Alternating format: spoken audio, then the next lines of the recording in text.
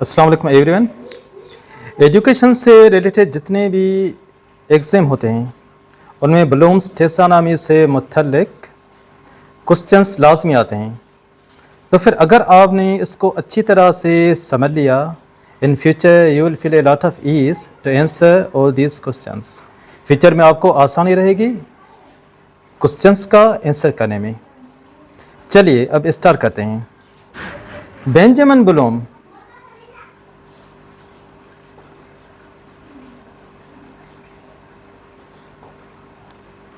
जो एक American educational psychologist था, उसने एक बुक लिखी थी जिसका नाम था टैक्सोनॉमी ऑफ एजुकेशनल ऑब्जेक्टिव्स। उस बुक के अंदर उसने बात की थी 3 domains of learning: cognitive domain, then second domain is affective domain, और third one psychomotor.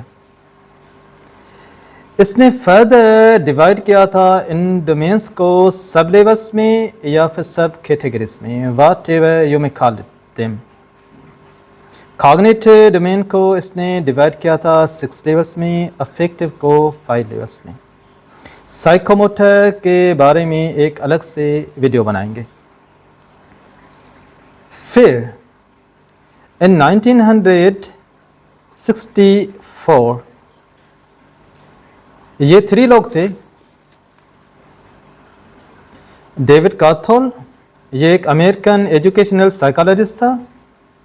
Benjamin Bloom, जिसको आप पहले से जानते हैं, ये भी एक अमेरिकन एजुकेशनल साइकोलॉजिस्ट था। और उसके अलावा बर्टन बी मार्सिया, ये भी एक अमेरिकन एजुकेशनल साइकोलॉजिस्ट था। इन्होंने इसको यानी अफेक्टिव डोमेन को डिटेल्ड वे में प्रेजेंट किया था इन 1964। So these are the 5 sublevels of affective domain. Affective domain. At the bottom level, this is receiving. Second level है क्या? Responding. Third level, valuing. Fourth level, organization. And top of 5th level, it is characterization. आइए अब एक simple मिसाल के साथ इसको समझने की कोशिश करते हैं। How it work? You know, it is all about emotions and feelings. ये जो affective domain है, ये है emotions के बारे में,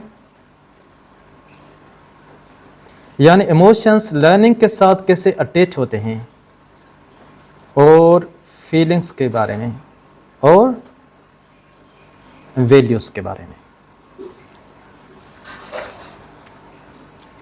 For example, मिसाल लेते हैं learn in English. Learn in English,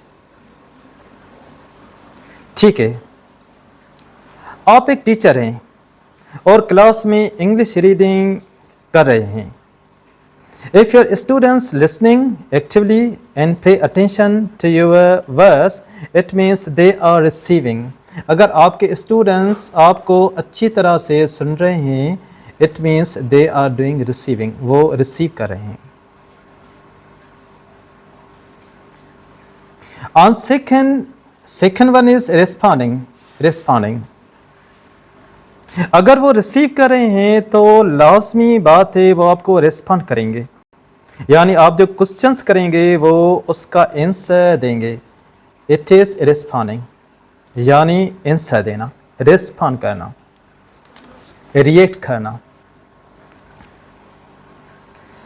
अगर आप एक अच्छे टीचर हैं और आपका टीचिंग स्टाइल अच्छा है, तो फिर स्टूडेंट्स आपके सब्जेक्ट को वैल्यू देंगे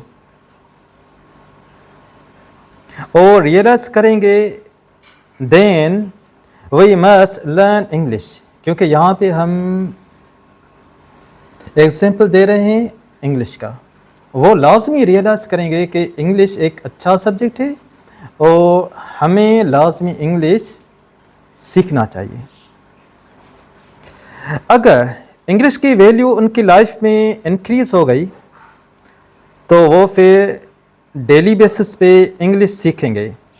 1 घंटा, 2 घंटे, 3 घंटे वो लाजमी निकालेंगे इंग्लिश सीखने के लिए।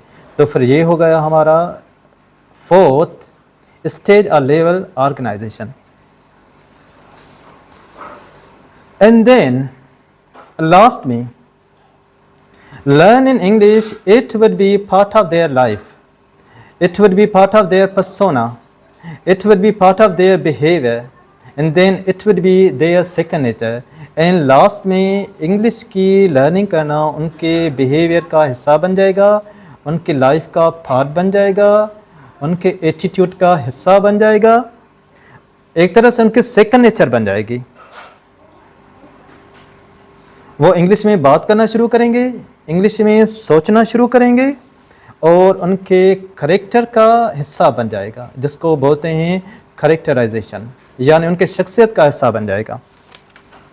सो it was all about affective domain. In next video we will talk about psychomotor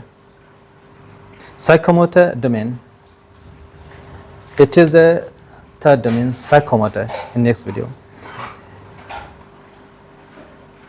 If you think this video will be helpful for those who are interested in education, you must share with your friends, with educated people.